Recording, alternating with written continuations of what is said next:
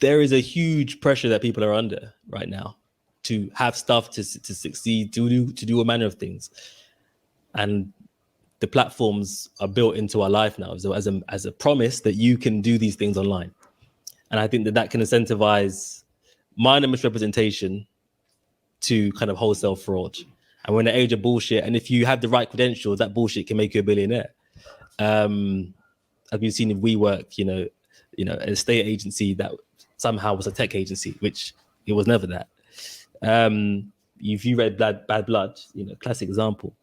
So if you have certain credentials, then it's like, cool, like that bullshit can take you quite far. But for other people, it doesn't take you so far.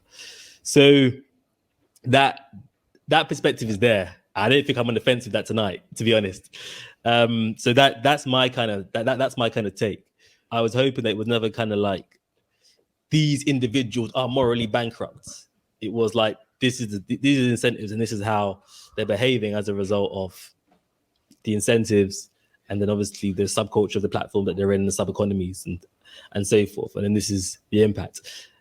I guess if it was going to be more of an essay as opposed to the kind of book that it would have maybe been more elaborate on making an argument of how the incentives of turning us all into workers. And bear in mind that initially platforms like Instagram, Facebook, they didn't want people to make money on these platforms. They didn't want us to be workers. But then the profit motive within them said, actually, you know what? It's more useful for people to be workers. And then, various platforms introduce various different profit motives. Literally, I'm sure Elon Musk will propel the kind of tipping people for tweets and things like that. And so I think that then has an impact on us. Like, for example, like if you look at, I don't know if people have Twitter here, if you do, delete it.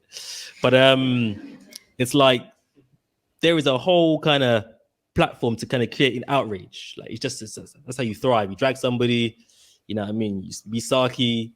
There's a whole reward function there. And we know about the kind of psychological reward function of it and the chemical release of that attention. But actually the profit motive, and that has a completely different layer to it.